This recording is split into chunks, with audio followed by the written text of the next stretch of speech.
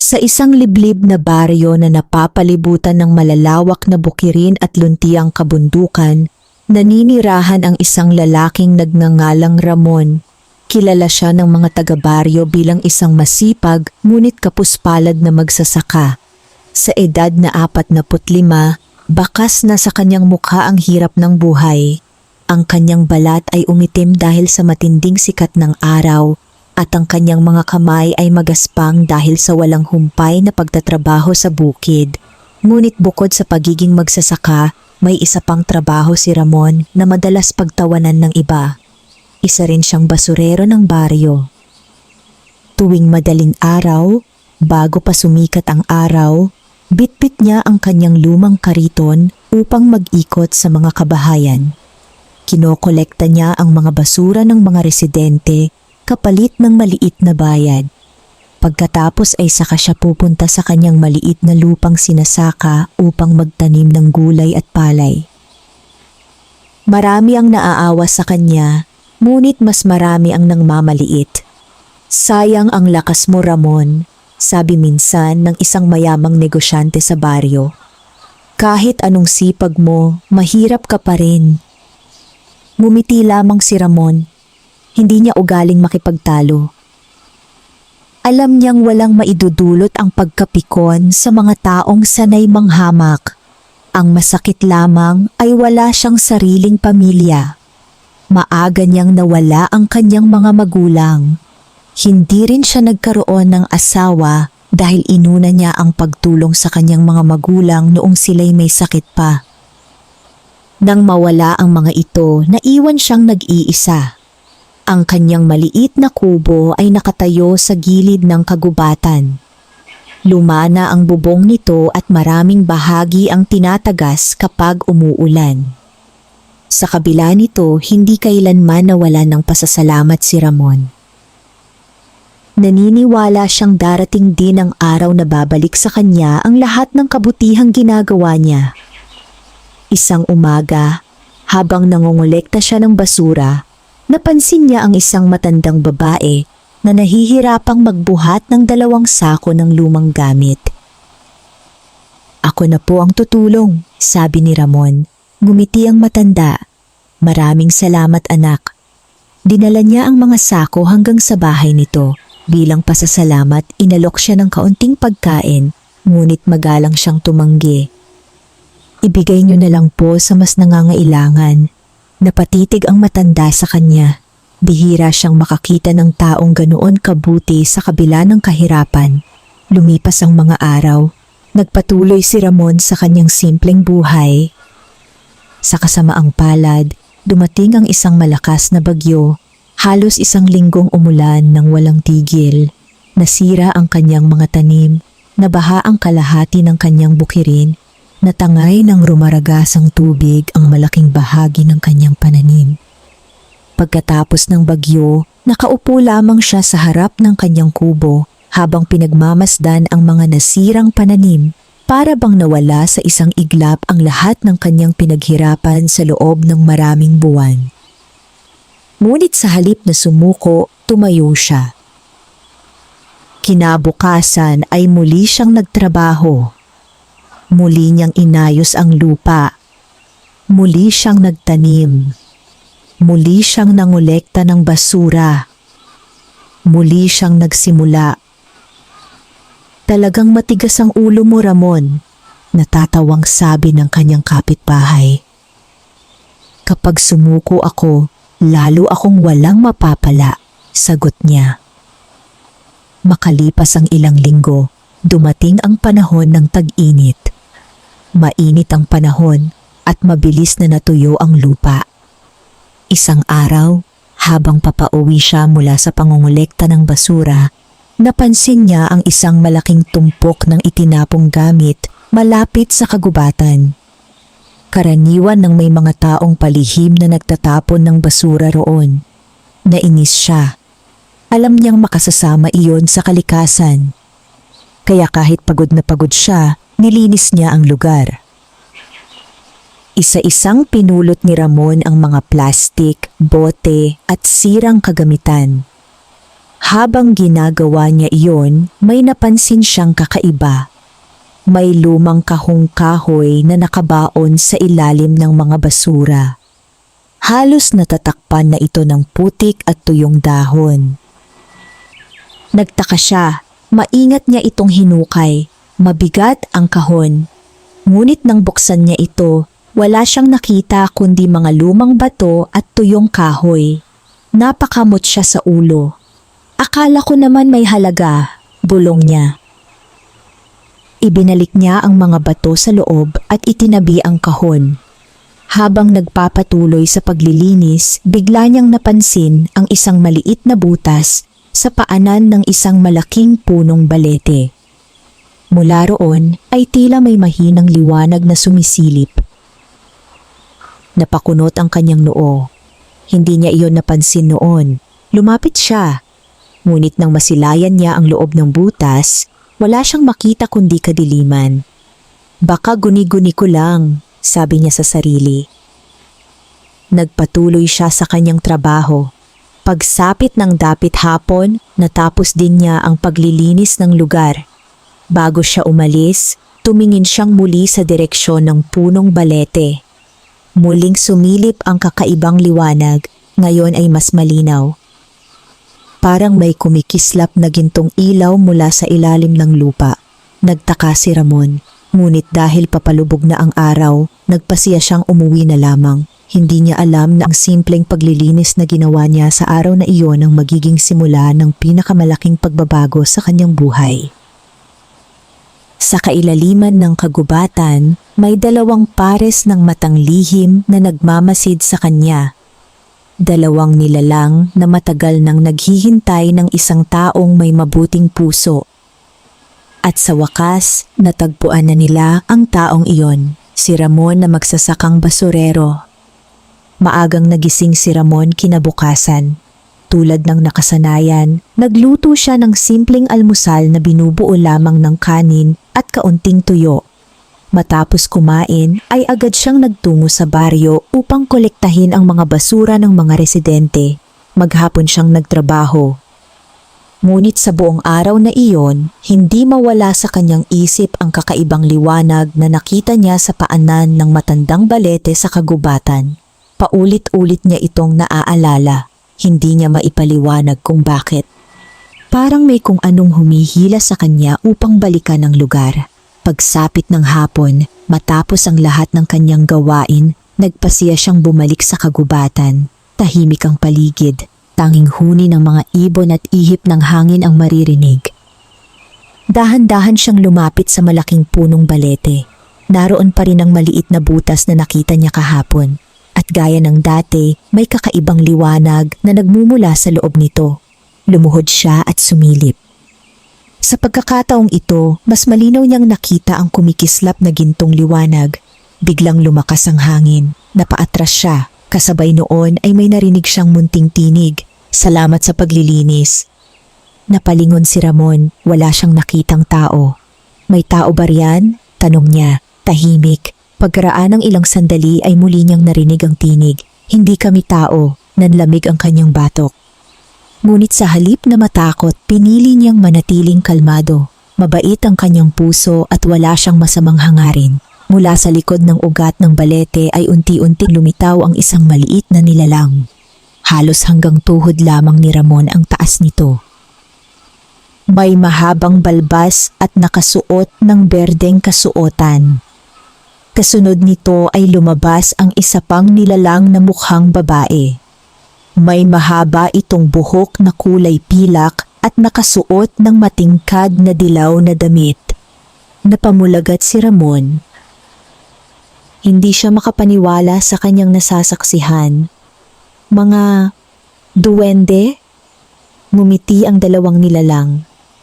Oo, sagot ng lalaking duwende. Ako si Tano. At ako naman si Lina. Dagdag ng babaeng duwende. Saglit na natigilan si Ramon. Marami na siyang narinig na kwento tungkol sa mga duwende, ngunit hindi niya inakalang makakakita siya ng tunay. Bakit ninyo ako kinausap? Tanong niya. Nagkatinginan ang mag-asawang duwende. Dahil ikaw ang unang taong naglinis ng lugar na ito sa loob ng maraming taon, sagot ni Lina. Nakita namin kung paano mo pinulot ang mga basurang itinapon ng iba kahit hindi mo naman responsibilidad. Maraming tao ang dumadaan rito ngunit walang may pakialam. Ngunit ikaw ay tumulong kahit walang kapalit. Napakamot si Ramon sa ulo. Ginawa ko lang ang tama. Lalong napangiti ang mga duwende. Iyon mismo ang dahilan kung bakit nila siya pinili. Matagal nang naninirahan sina Tano at Lina sa ilalim ng matandang balete. Sila ang tagapag-ingat ng kagubatan. Sa loob ng maraming taon ay nakita nila kung paano unti-unting nasisira ang kalikasan dahil sa kapabayaan ng tao. Marami silang nakitang sakim. Marami silang nakitang mapang-abuso. Ngunit bihira silang makakita ng taong tunay na mabuti. At isa si Ramon sa iilang iyon. Alam namin ang lahat ng pinagdaanan mo, sabi ni Tano. Nakita namin ang iyong paghihirap. Nakita namin ang iyong pagtitiis. Nakita namin kung paano ka tinutulungan ng iyong mabuting puso kahit ikaw mismo ay walang-wala. Tahimik lamang si Ramon, hindi niya alam kung ano ang sasabihin. Hindi kami maaaring tumulong sa mga taong sakim, dagdag ni Lina. Ngunit maaari naming gantimpalaan ang mga taong may busilak na puso. Nagtaka si Ramon. Ano pong ibig ninyong sabihin? Ngumiti ang dalawang duwende. Pagkatapos ay itinuro nila ang lumang kahong kahoy na nakita niya kahapon. Naaalala mo ba ang kahong iyon? Oo, sagot niya. Puro bato lang ang laman niyan. Napangiti si Tano. Hindi lahat ng bato ay ordinaryong bato. Napakunot ang noo ni Ramon. Lumapit siya sa kahon. Binuksan niya ito. Nandoon pa rin ang mga batong nakita niya kahapon.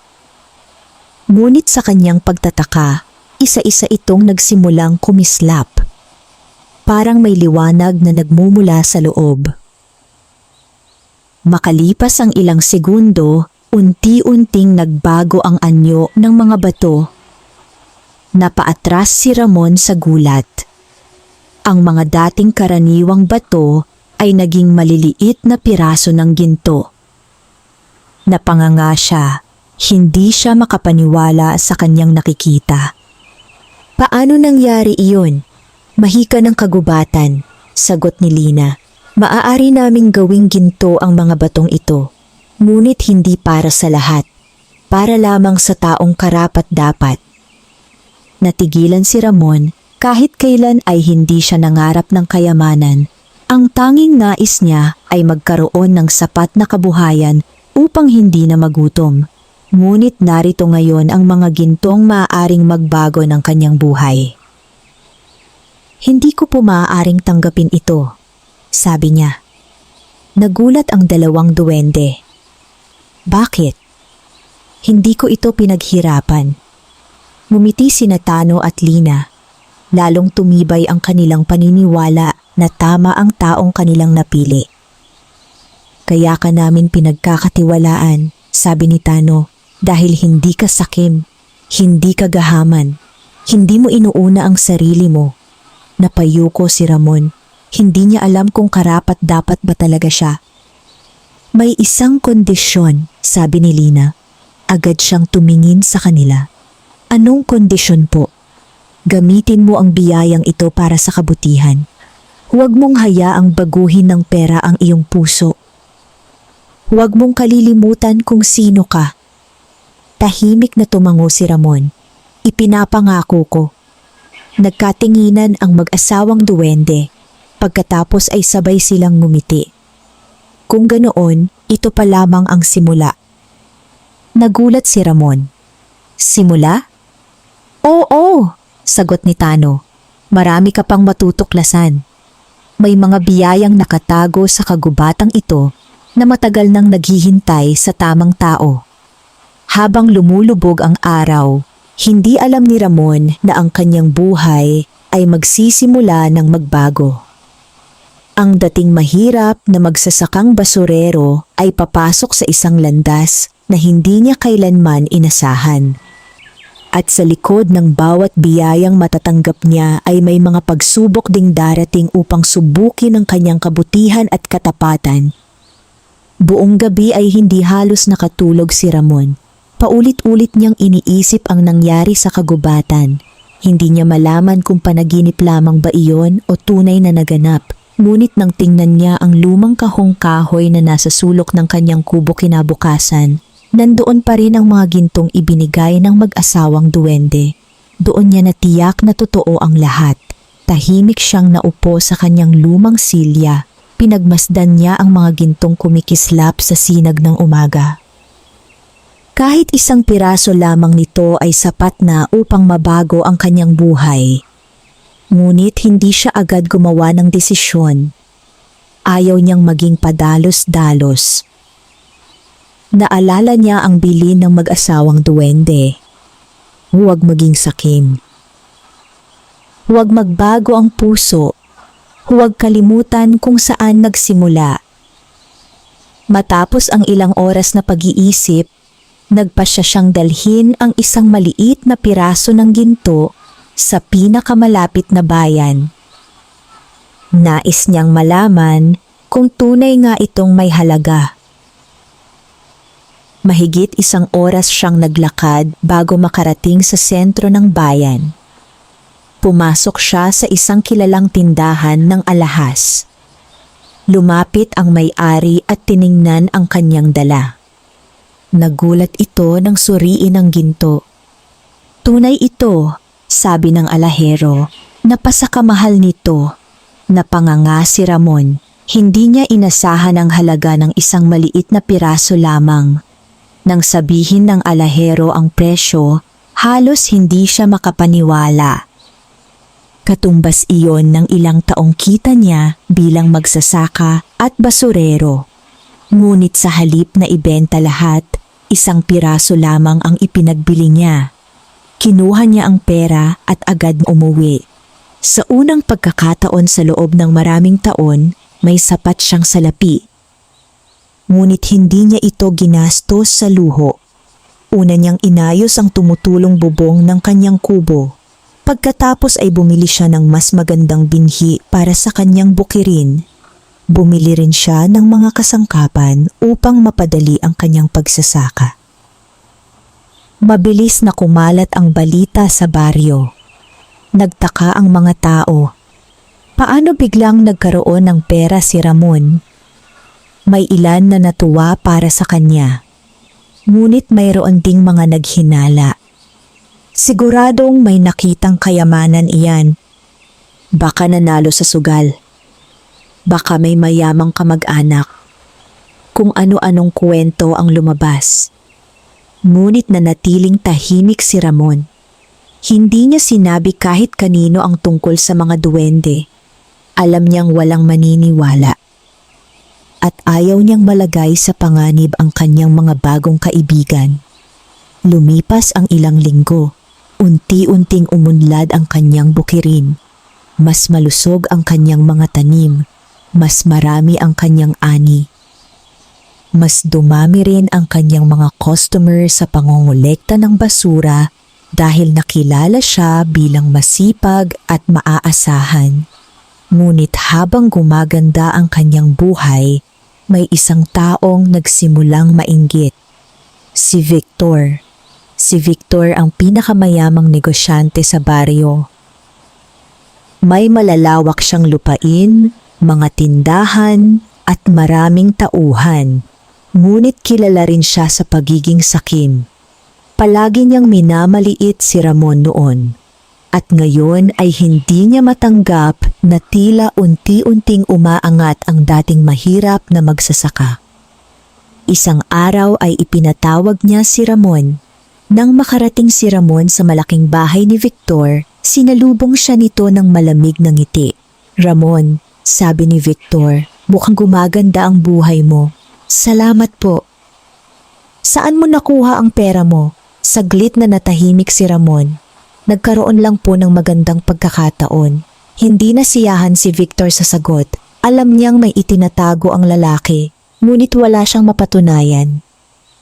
Mula noon ay lihim niyang pinasundan si Ramon. Nais niyang malaman ang sikreto nito. Samantala, isang gabi ay muling bumalik si Ramon sa kagubatan. Dala niya ang ilang prutas bilang pasasalamat sa mag-asawang duwende. Pagdating niya sa balete ay agad lumitaw sina Tano at Lina. Masaya nilang tinanggap ang kanyang dala. Maraming salamat, sabi ni Lina. Hindi na po kailangan ito, sagot ni Ramon. Nais ko lamang magpasalamat. Napangiti ang mag-asawang duwende. Mas lalo nilang nakita ang kabutihan ng lalaki. Kumusta ang iyong buhay? Tanong ni Tano. Mas mabuti na po kaysa dati.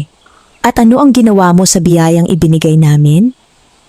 Ikinuwento ni Ramon ang lahat, paano niya inayos ang kanyang bahay, paano niya pinaganda ang kanyang bukirin, at paano niya iniiwasan ang pag-aaksaya ng pera. Natuwa ang dalawang duwende, ngunit maya-maya ay naging seryoso ang kanilang mukha. May kailangan kaming sabihin sa iyo, sabi ni Lina. Napakunot ang noo ni Ramon. Ano po iyon? May taong nagmamatiyag sa iyo. Nagulat siya. Sino? Isang taong sakim.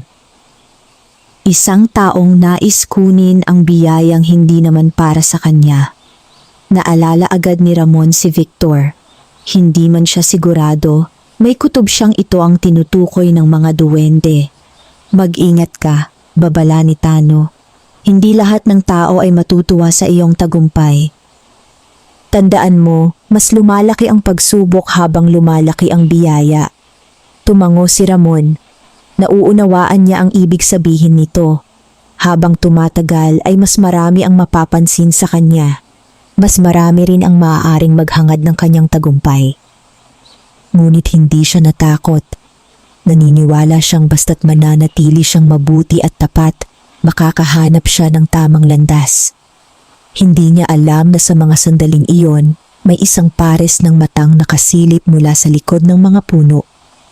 Isa sa mga tauhan ni Victor at nakita nito kung saan nawawala si Ramon gabi-gabi. Nagsisimula ng mabunyag ang lihim ng kagubatan at kasabay nito ay nagsisimula ring dumating ang unang malaking panganib sa buhay ng magsasakang minsang naging basurero.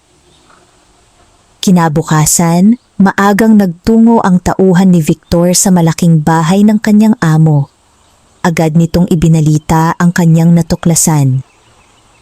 Boss, nakita ko po si Ramon kagabi. Napatingin si Victor. Saan siya nagpunta?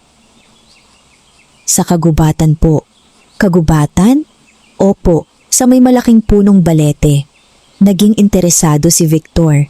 Matagal na niyang pinaghihinalaang may itinatago si Ramon, ngayon ay tila unti-unti nang nabubuo ang palaisipan. Ano ang ginawa niya roon?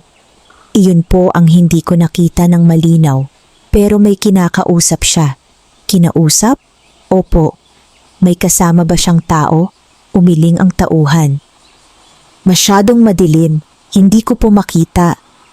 Napaisip si Victor, may kakaiba talaga. At determinado siyang malaman ang lihim. Samantala si Ramon ay abala sa kanyang bukirin dahil sa mga bagong binhi at kagamitan, mas mabilis ang kanyang trabaho. Unti-unti ring bumubuti ang kanyang ani. Sa unang pagkakataon sa loob ng maraming taon, nakikita niya ang bunga ng kanyang paghihirap. Ngunit hindi siya naging mayabang. Patuloy pa rin siyang nangongolekta ng basura sa baryo. Patuloy pa rin siyang tumutulong sa mga nangangailangan. Isang araw ay may matandang lalaki na nahirapang magbuhat ng mga sako ng gulay papunta sa palengke. Agad siyang tumulong. May isa namang byuda na nasiraan ng bubong matapos ang malakas na ulan. Tinulungan niya itong ayusin. Hindi nagtagal, mas lalo siyang minahal ng mga tao sa baryo. Ngunit habang lumalaki ang respeto ng iba kay Ramon, lalong lumalaki ang inggit ni Victor. Pakiramdam niya ay unti-unting nawawala sa kanya ang paghanga ng mga tao. Hindi niya iyon matanggap, kaya isang gabi nagpasya siyang siya mismo ang pumunta sa kagubatan. Kasama ang dalawa niyang tauhan, tahimik silang nagtungo sa matandang balete. Madilim ang paligid. Tanging liwanag ng buwan ang kanilang gabay. Pagdating nila sa lugar, wala silang nakitang kakaiba. Ngunit nang mapansin ni Victor ang maliit na butas sa paanan ng balete, agad siyang lumapit. Dito siguro nanggagaling ang kayamanan.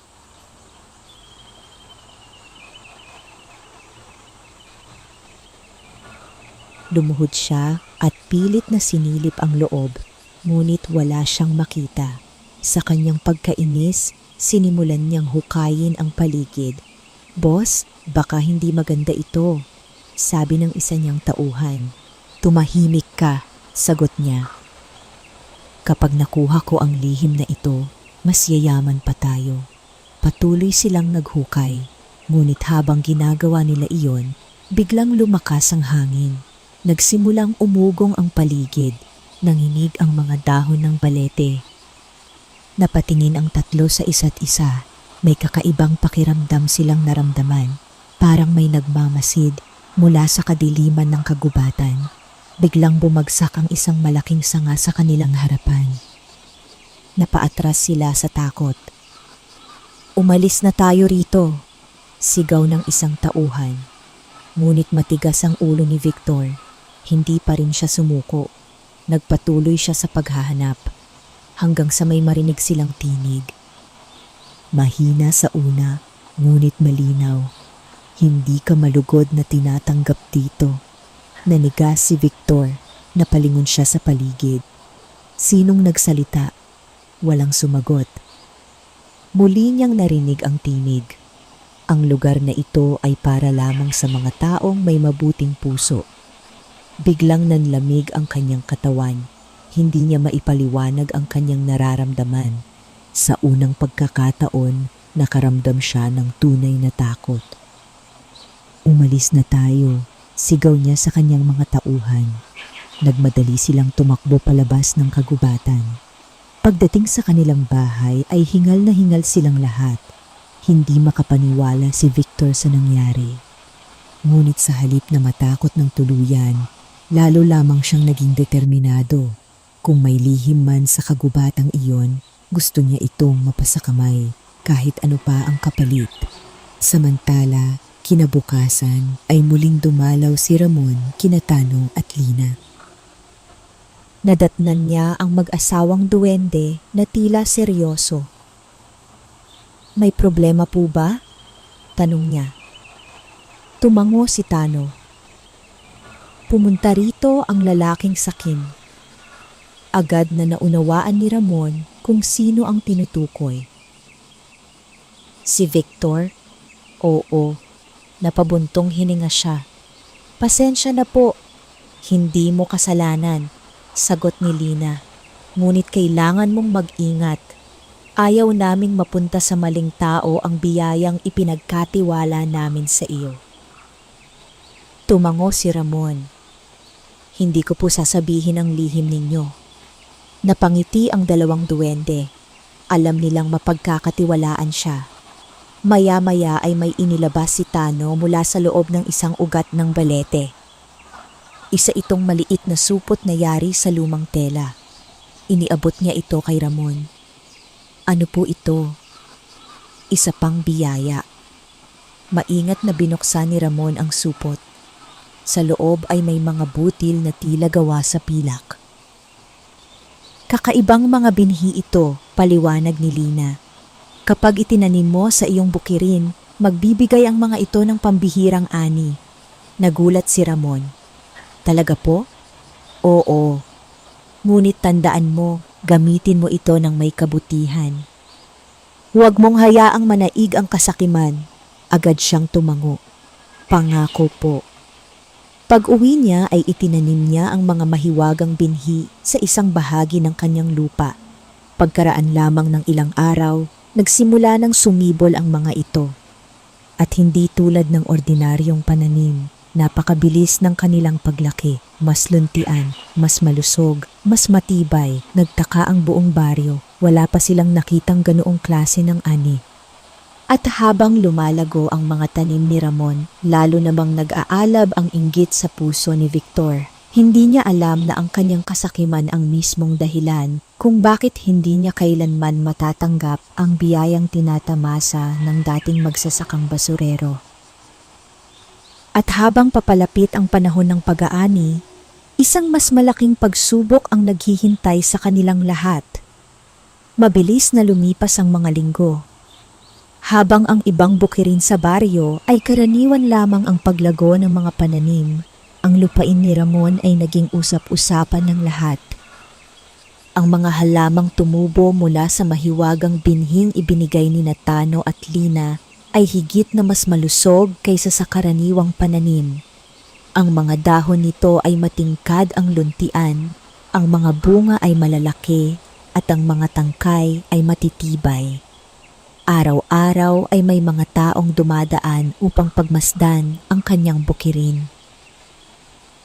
Hindi pa ako nakakakita ng ganito kagandang ani, sabi ng isang magsasaka. Parang pinagpala ang lupa ni Ramon, dagdag naman ng isa. Ngumiti lamang si Ramon. Hindi niya ipinagmamalaki ang kanyang tagumpay. Patuloy pa rin siyang nagtatrabaho gaya ng dati. Patuloy pa rin siyang namumuhay ng simple. Nang dumating ang panahon ng pag-aani, lalo pang namangha ang buong baryo. Halos triple ang dami ng kanyang nakuha kumpara sa mga nakaraang taon. Ang mga gulay ay malalaki at sariwa. Ang mga mamimili mula sa bayan ay nag-agawan sa kanyang mga produkto. Maging ang ilang negosyante mula sa kalapit na mga lugar ay dumayo upang bumili. Sa loob lamang ng ilang buwan, mas malaki ang kinita ni Ramon kaysa sa kinikita niya noon sa loob ng maraming taon. Ngunit hindi niya kinalimutan ang kanyang mga pinagdaanan. Sa halip na gastusin ang lahat para sa sarili, may ginawa siyang ikinagulat ng mga taga-baryo. Bumili siya ng mga bagong kagamitan para sa ilang mahihirap na magsasaka. Nagbigay siya ng mga binhi sa mga pamilyang walang pambili. Tinulungan niya ang ilang matatandang wala ng kakayahang magtrabaho. Maging ang maliit na paaralan sa baryo ay kanyang sinuportahan. Nag-ambag siya para sa pagkukumpuni ng sirang bubong nito. Dahil dito, lalo siyang minahal ng mga tao. Unti-unti siyang naging inspirasyon sa buong komunidad. Ngunit habang tumataas ang kanyang paggalang sa mata ng mga tao, lalong nagdidilim ang puso ni Victor. Hindi na siya mapakali. Pakiramdam niya ay nauungusan na siya ng isang taong dati niyang minamaliit. Isang gabi, habang nakaupo siya sa kanyang malawak na sala, galit na galit niyang inihagis ang isang baso sa sahig. Hindi maaari ito, sigaw niya. Paano yumaman ang isang basurero? Tahimik lamang ang kanyang mga tauhan, walang nangahas magsalita. Alam nilang masama ang timpla ng kanilang amo. Maya-maya ay tumayo si Victor. Hanapin ninyo ang lihim niya. Kahit anong paraan. Opo, boss, sagot ng mga tauhan. Kinabukasan ay lihim nilang sinimulang bantayan si Ramon. Sinundan nila ito sa bukirin. Sinundan nila ito sa baryo. Sinundan nila maging sa kagubatan. Ngunit tila wala silang makitang kakaiba. Hindi nila makita sina Tano at Lina. Para bang naglalaho ang mga ito kapag may masamang taong malapit. Samantala, isang gabi ay muling bumalik si Ramon sa Balete. Masaya niyang ibinalita sa mag-asawang duwende ang magandang ani. Natuwa sina Tano at Lina. Masaya kami para sa iyo, sabi ni Lina. Ngunit mas masaya kami dahil hindi ka nagbago. Tumango si Ramon. Hindi ko po malilimutan ang mga panahon na wala akong makain. Napangiti si Tano. Iyan ang dahilan kung bakit patuloy kang pinagpapala. Pagkatapos ay naging seryoso ang kanyang mukha. Ngunit may masamang balita. Napakunot ang noo ni Ramon. Ano po iyon? Lalong nagiging sakim ang taong nagmamatyag sa iyo. Agad niyang naisip si Victor. May binabalak po ba siya? Hindi pa namin alam, ngunit nararamdaman namin ang kanyang galit. Napabuntong hininga si Ramon. Ayaw niyang magkaroon ng kaaway, ngunit alam niyang hindi niya kontrolado ang damdamin ng ibang tao. Mag-ingat ka, babala ni Lina. Kapag ang isang tao ay hinayaan ang kasakiman na maghari sa kanyang puso, nagagawa niya ang mga bagay na hindi niya dapat gawin. Tumango si Ramon. Nauunawaan niya. Pag-uwi niya ng gabing iyon, mas naging maingat siya. Ngunit hindi niya alam na may isang tauhan ni Victor na nakakita sa kanyang pagpunta sa kagubatan. Bagamat hindi nito nakita ang mga duwende, nakita nito ang eksaktong lugar na kanyang pinupuntahan. Agad nitong isinumbong ang lahat kay Victor. Ngumiti ng malamig ang negosyante. Sa wakas ay mayroon na siyang direksyon. At doon pala nagsisimula ang lahat, bulong niya. Kung may lihim man sa kagubatang iyon, malalaman ko rin. Habang nakatanaw siya sa madilim na gabi, unti-unting nabuo sa kanyang isip ang isang mapanganib na plano. Isang planong maaaring magbago sa kapalaran ng lahat. At sa unang pagkakataon mula nang matanggap ni Ramon ang biyaya ng mag-asawang duwende, nagsimulang lumapit ang isang panganib na hindi kayang pigilan ng simpleng kabutihan lamang. Lumipas ang ilang araw matapos malaman ni Victor ang madalas na pagpunta ni Ramon sa kagubatan. Habang ang buong baryo ay abala sa kanilang pang-araw-araw na buhay, lihim namang binubuo ng sakim na negosyante ang kanyang plano. Hindi na siya nakakatulog ng maayos. Araw at gabi niyang iniisip ang kayamanang maaaring nakatago sa ilalim ng matandang balete.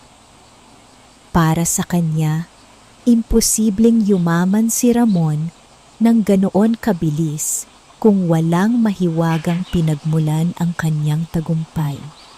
At kung mayroon mang lihim na kayamanan, naniniwala siyang siya ang mas nararapat na magkaroon nito. Isang gabi, ipinatawag niya ang kanyang mga pinagkakatiwalaang tauhan. Nagtipon-tipon sila sa isang lihim na silid sa kanyang bahay. Ayaw ko nang maghintay, sabi ni Victor.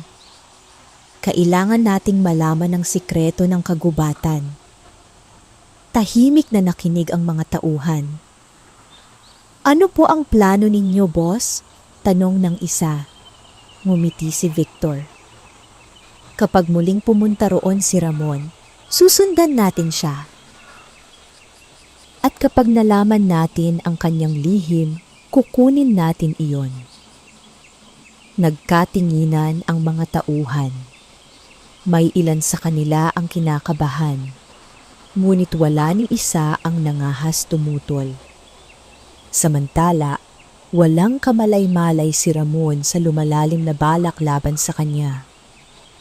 Patuloy siyang nagtatrabaho sa kanyang bukirin. Patuloy siyang tumutulong sa mga tao sa baryo.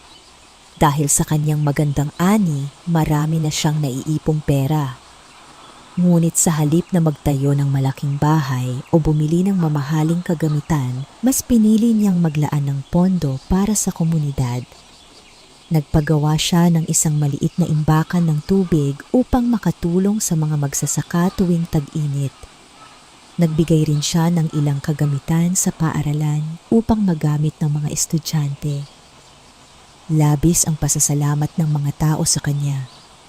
Ngunit habang lumalaki ang kanyang kabutihan, lalo namang tumitindi ang inggit ni Victor. Dumating ang isang gabi ng kabilugan ng buwan. Tahimik ang buong baryo.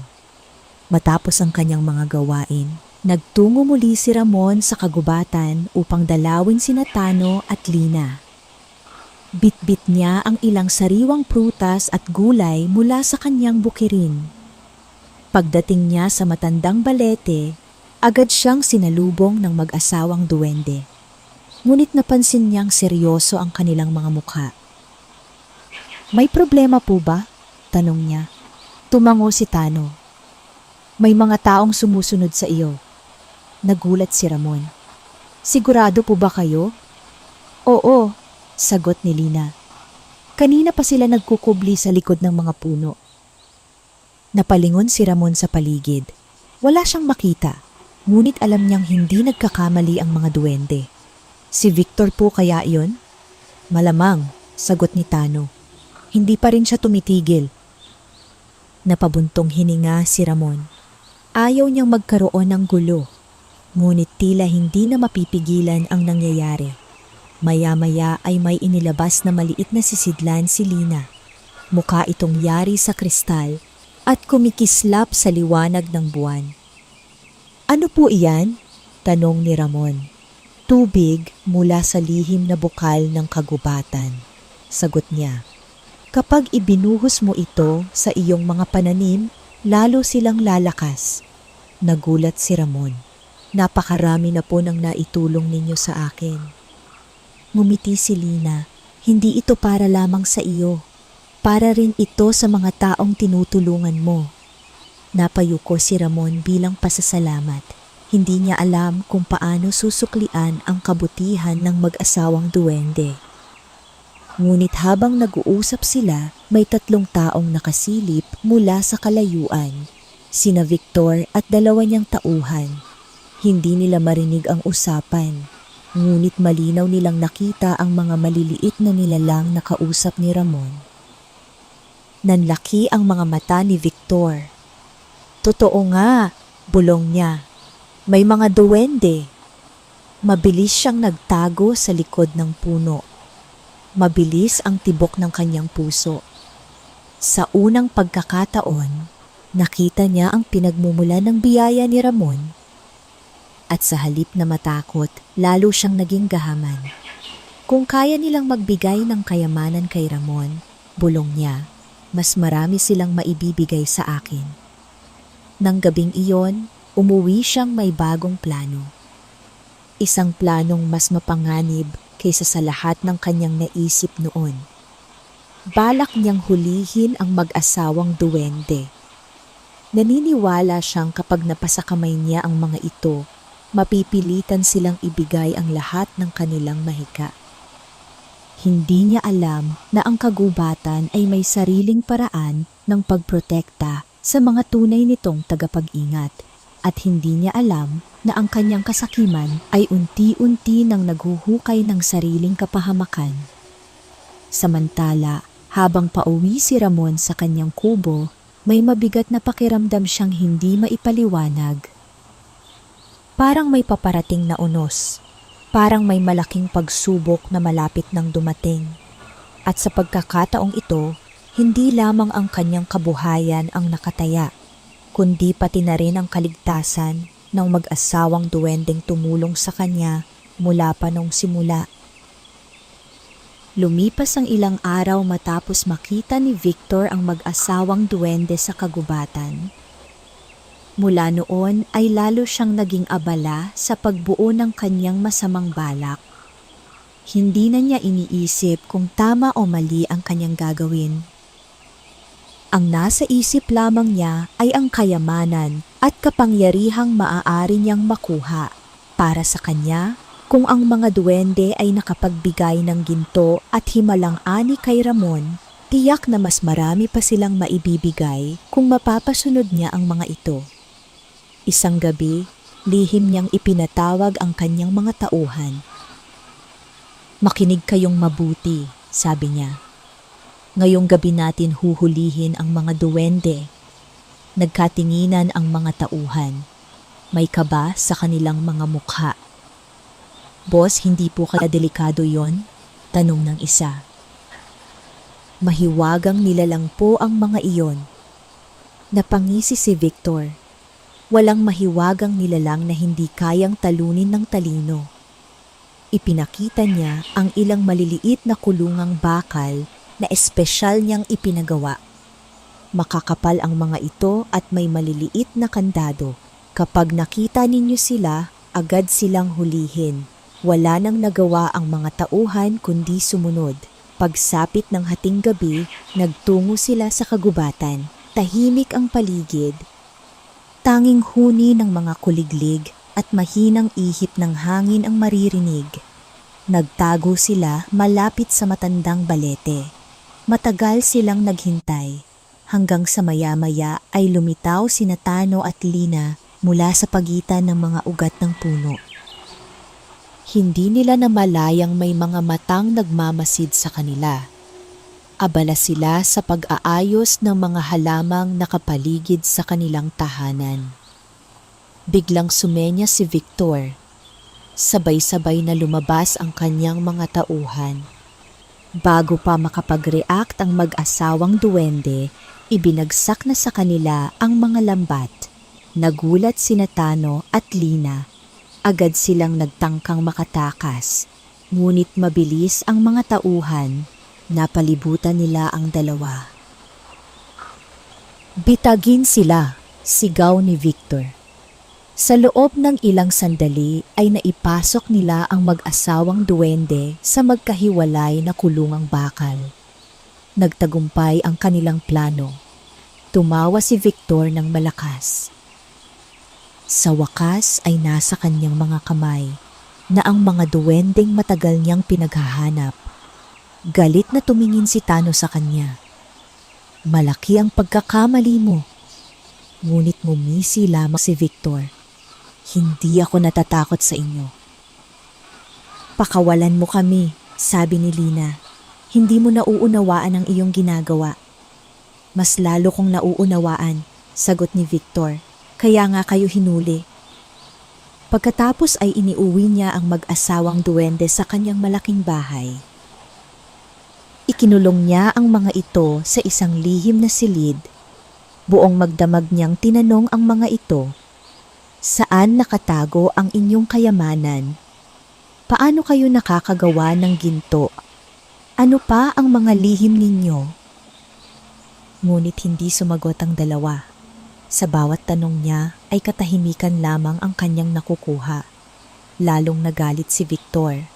Samantala, kinabukasan ay nagtungo si Ramon sa kagubatan. May dala siyang sariwang prutas bilang pasasalamat sa kanyang mga kaibigan. Ngunit pagdating niya sa balete ay agad niyang napansin na may kakaiba. Magulo ang paligid, may mga bakas ng yabag, may mga naputol na halaman, at higit sa lahat, wala sina Tano at Lina. Kaibigan, tawag niya. Tano?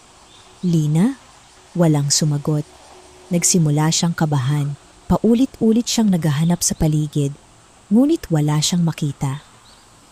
Maya-maya ay may napansin siyang maliit na piraso ng tela malapit sa ugat ng balete. Nakilala niya agad iyon. Bahagi iyon ng damit ni Lina. Nanlamig ang kanyang katawan. May masamang nangyari. Hindi niya alam kung sino ang may kagagawan. Ngunit may kutob siya. At ang kutob niyang iyon ay agad nagturo sa isang tao, si Victor. Mabilis siyang bumalik sa baryo. Habang naglalakad ay lalo siyang nag-aalala. Hindi lamang dahil sa pagkawala ng mga duwende, kundi dahil alam niyang mabubuting nilalang ang mga ito at hindi nila karapat-dapat ang anumang kapahamakan. Pagsapit ng gabi, tahimik siyang nagtungo malapit sa malaking bahay ni Victor. Mula sa labas ay pinagmasdan niya ang lugar. Wala siyang nakitang kakaiba, ngunit habang siya ay nagmamasid, may narinig siyang mahinang tinig na tila nagmumula sa loob. Hindi niya marinig ng malinaw, ngunit sapat iyon upang makumpirma ang kanyang hinala. Naroon sina Tano at Lina, nakulong sa bahay ng sakim na negosyante, napakuyom si Ramon. Sa unang pagkakataon sa maraming taon, nakaramdam siya ng matinding galit, ngunit agad niya ring pinakalma ang sarili. Alam niyang hindi niya maililigtas ang kanyang mga kaibigan sa pamamagitan ng padalos-dalos na pagkilos. Kailangan niyang mag-isip, kailangan niyang maging matalino, at higit sa lahat, kailangan niyang maging matapang. Habang nakatanaw siya sa malaking bahay ni Victor, Nagpasya siyang gawin ang lahat upang mailigtas ang mag-asawang duwende. Hindi mahalaga kung gaano kahirap. Hindi mahalaga kung gaano kapanganib. Dahil para kay Ramon, ang tunay na pagkakaibigan ay hindi iniiwan sa oras ng pangangailangan. At sa gabing iyon, nagsimula ang kanyang pinakamahalagang misyon, ang pagliligtas sa mga kaibigang minsang tumulong sa isang mahirap na magsasakang basurero. Buong gabi ay hindi nakatulog si Ramon. Paulit-ulit niyang iniisip kung paano niya maililigtas sina Tano at Lina mula sa mga kamay ni Victor. Alam niyang hindi magiging madali ang kanyang gagawin. Mayaman at makapangyarihan si Victor. Marami itong tauhan at malawak ang impluwensya sa baryo. Samantalang siya ay isang simpleng magsasaka lamang. Ngunit sa tuwing naiisip niya ang kabutihang ginawa sa kanya ng mag-asawang duwende, lalo siyang nagiging determinado.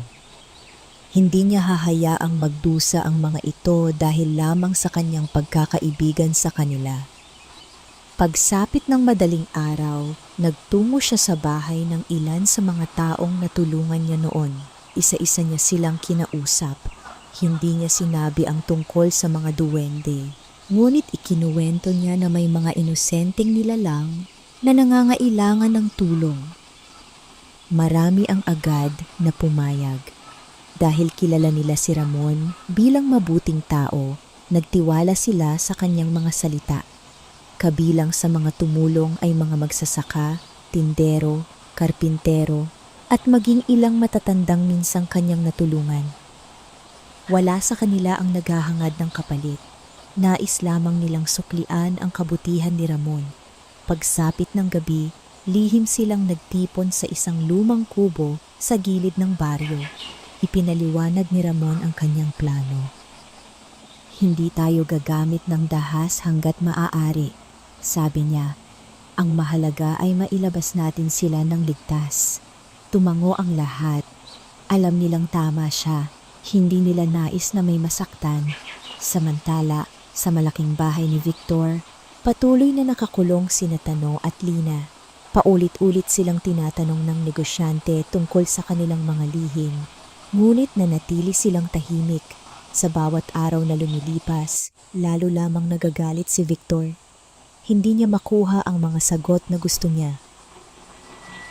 Sabihin ninyo sa akin kung paano gumawa ng ginto, sigaw niya minsan, ngunit hindi siya pinansin ng dalawa. Sa kanyang galit, lalo niyang pinahigpit ang pagbabantay. Hindi niya alam na sa labas ng kanyang bahay ay unti-unti nang nabubuo ang plano ng kanyang mga kalaban. Nang sumapit ang hating gabi, nagsimula ang pagkilos. Tahimik na lumapit sina Ramon at ang kanyang mga kasama sa bahay ni Victor. 2 tao ang gumawa ng maliit na ingay sa likurang bahagi ng bakuran. Nang marinig ito ng mga bantay, agad silang nagtungo roon upang tingnan. Habang abala ang mga ito, dahan-dahang pumasok si Ramon sa loob ng bahay. Kabado ang kanyang dibdib. Ngunit hindi siya umatras. Isa-isa niyang nilibot ang mga pasilyo hanggang sa marating niya ang isang pinto sa ilalim ng hagdanan. Nakarinig siya ng mahinang boses. Agad niyang nakilala iyon, sina Tano at Lina. Mabilis niyang binuksan ang kandado gamit ang susi na lihim na nakuha ng isa sa kanyang mga kasamahan mula sa natutulog na bantay. Pagbukas ng pinto ay nakita niya ang mag-asawang duwende. Bagamat pagod ang mga ito, agad silang napangiti nang makita siya. "Ramon," sabi ni Lina, "alam naming darating ka." Lumapit siya sa kanilang kulungan. Mabilis niyang binuksan ang mga kandado. "Pasensya na po kung natagalan," umiling si Tano. "Hindi mo kami pinabayaan." Nang makalaya ang dalawa, agad silang lumabas sa silid. Ngunit bago pa sila makarating sa pintuan, may narinig silang sigaw. "Narito sila!" Isa sa mga bantay ang nakakita sa kanila. Mabilis na nagising ang buong bahay. Nagkagulo ang mga tauhan ni Victor. Nagmadaling tumakbo si Victor mula sa kanyang silid.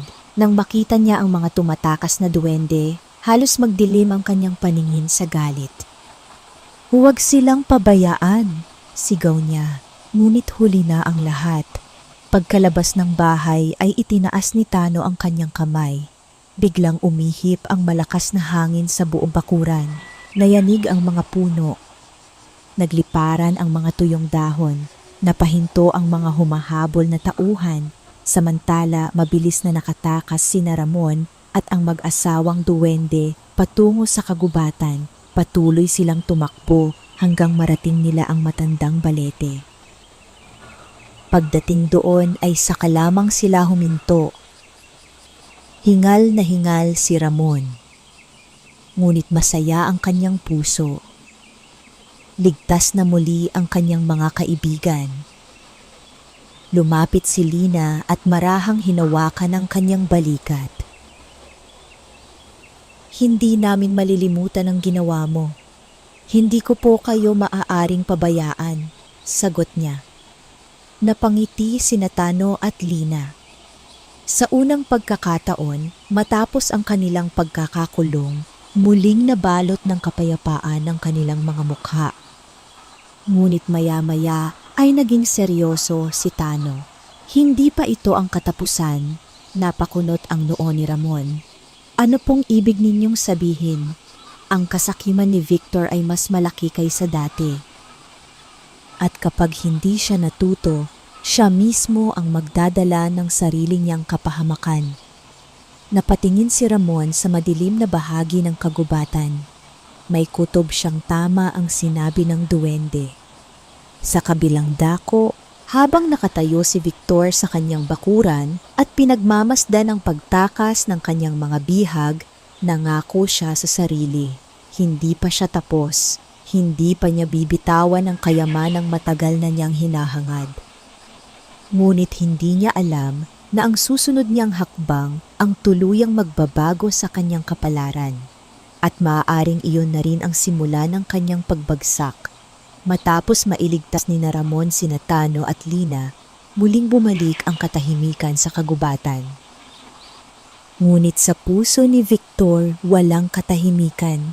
Galit, inggit, kasakiman, iyon lamang ang laman ng kanyang isipan. Habang lumilipas ang mga araw, lalo siyang hindi mapakali. Hindi siya makatulog ng maayos. Hindi siya makakain ng maayos.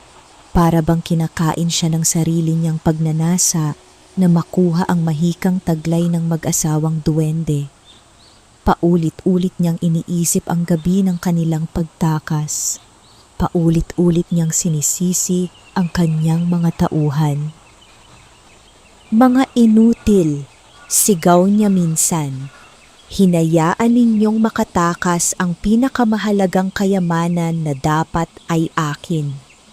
Tahimik lamang ang mga tauhan. Takot na takot sila sa kanilang amo. Ngunit habang lalo siyang nagagalit, unti-unti namang lumalayo sa kanya ang mga taong dating tapat sa kanya.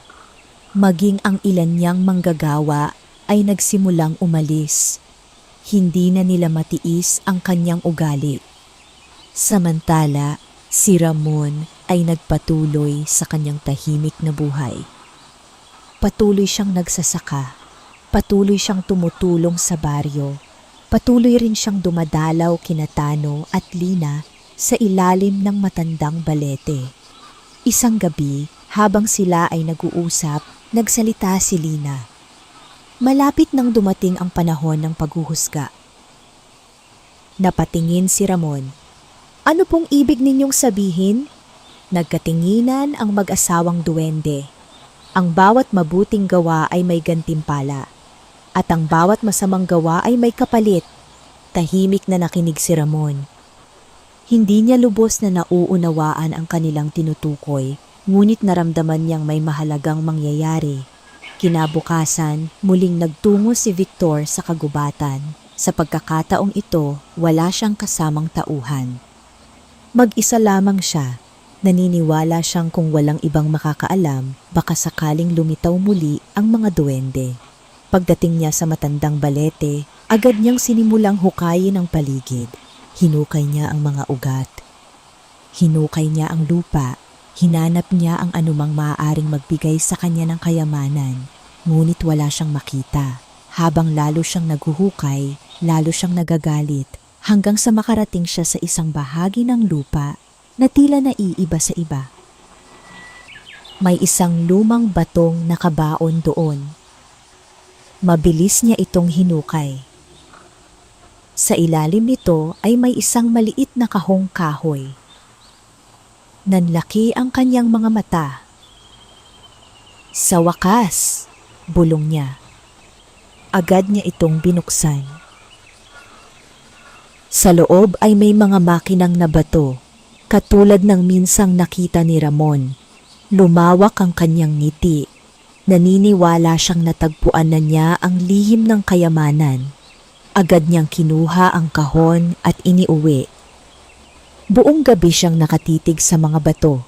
Inantay niyang maging ginto ang mga ito. Ngunit walang nangyari. Kinabukasan, wala pa ring nangyari. Lumipas ang ilang araw. Bato pa rin ang mga ito. Doon siya nagsimulang magalit. Niloloko ako ng mga duwendeng iyon. Sa kanyang sobrang galit, hinampas niya ang kahon sa sahig. Ngunit sa sandaling iyon, biglang kumalat sa silid ang makapal na usok. Napaatras siya. Mula sa usok ay tila may narinig siyang tinig. Ang biyaya ay para sa mabuting puso, hindi para sa sakim.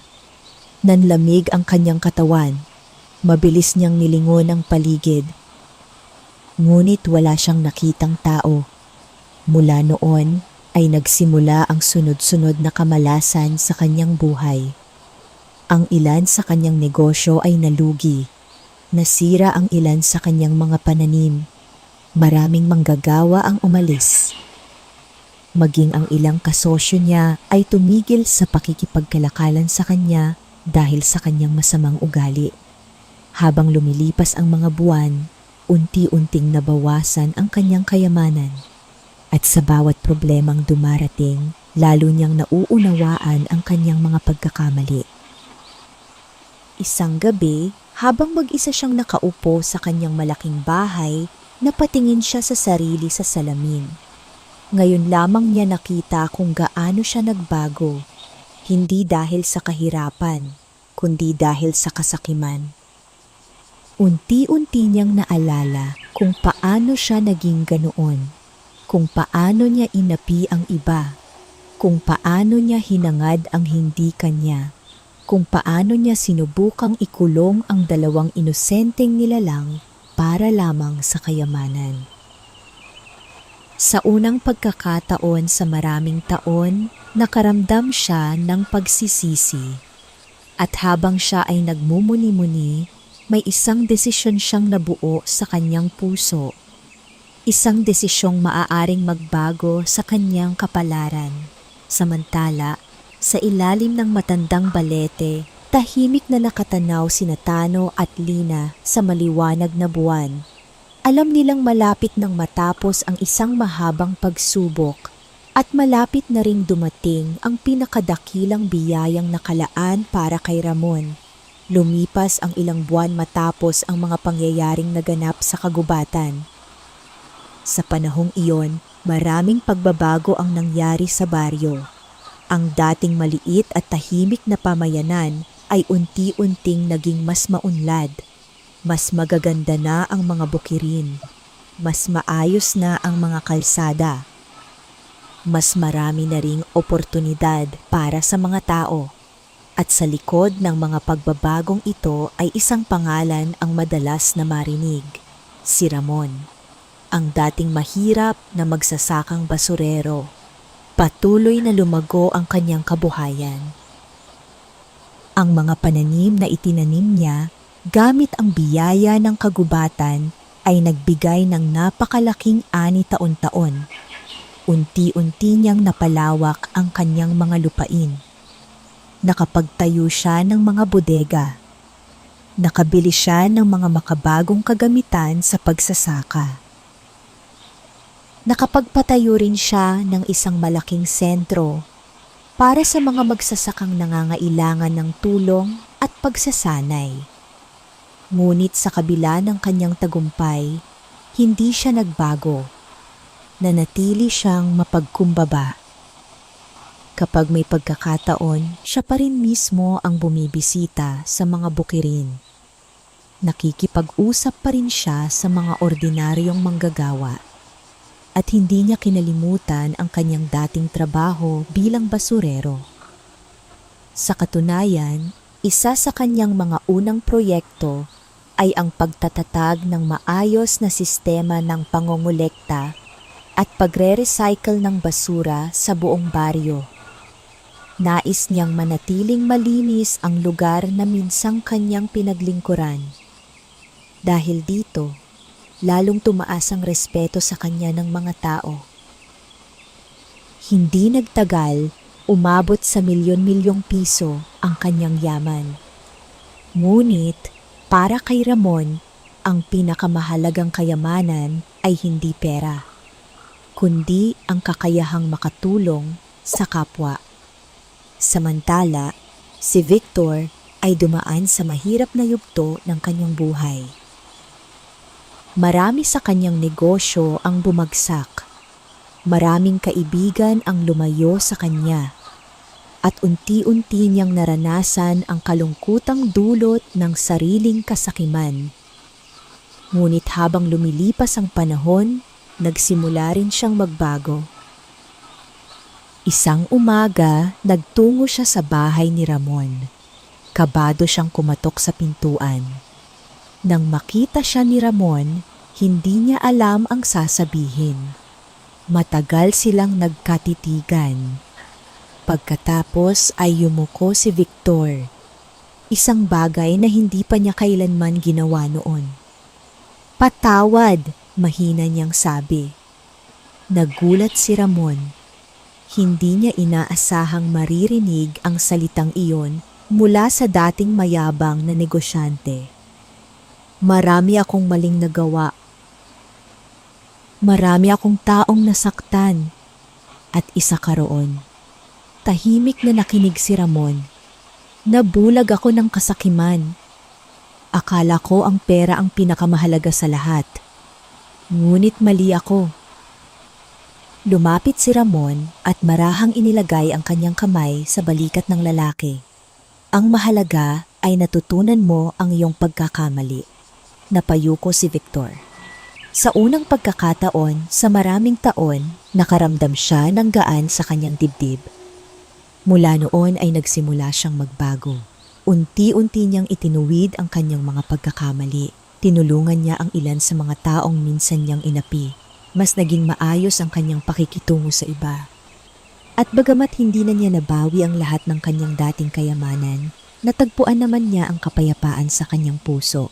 Isang gabi, muling nagtungo si Ramon sa matandang balete. Naroon sina Tano at Lina. Masaya silang nakaupo sa ilalim ng punong minsang naging saksi sa napakaraming pangyayari. Ngumiti si Ramon habang lumalapit. "Maraming salamat po." Nagkatinginan ang mag-asawang duwende. "At bakit mo kami pinasasalamatan?" tanong ni Lina. "Dahil binago ninyo ang buhay ko." Napangiti si Tano. "Hindi namin binago ang buhay mo." Napakunot ang noo ni Ramon. "Kayo po ang nagbigay sa akin ng biyaya." "Oo," sagot ni Tano. Ngunit ang biyaya ay hindi sapat upang magtagumpay ang isang tao. Tanging mabuting puso, sipag, katapatan at malasakit sa kapwa ang dahilan kung bakit narating mo ang iyong kinalalagyan ngayon. Tahimik na napaisip si Ramon. At alam niyang tama ang sinabi ng duwende. Kung naging sakim siya, marahil ay nawala rin sa kanya ang lahat. Kung naging mayabang siya, marahil ay hindi siya pinagkatiwalaan ng mga tao. Kung pinili niyang isipin lamang ang sarili, marahil ay hindi siya naging tunay na masaya. Maya-maya ay tumayo sina Tano at Lina. Isang kakaibang gintong liwanag ang bumalot sa kanilang paligid. Panahon na upang magpaalam, sabi ni Lina. Nagulat si Ramon. Magpapaalam po? Tumango si Tano. Tapos na ang aming tungkulin dito. May iba pang lugar na nangangailangan ng aming gabay. Nalungkot si Ramon. Naging bahagi na ng kanyang buhay ang mag-asawang duwende. Ngunit nauunawaan niyang hindi sila maaaring manatili habang buhay. Lumapit siya at yumuko bilang paggalang. Hindi ko po kayo malilimutan. At hindi ka rin namin malilimutan, sagot ni Lina. Unti-unting lumiwanag ang kanilang paligid. Kasabay nito ay nagsimulang maglaho ang kanilang mga anyo hanggang sa tuluyan silang mawala sa gitna ng gintong liwanag. Naiwang mag-isa si Ramon sa ilalim ng matandang balete. Ngunit sa kanyang puso ay naroon pa rin ang alaala ng dalawang nilalang na tumulong sa kanya noong siya ay walang-wala.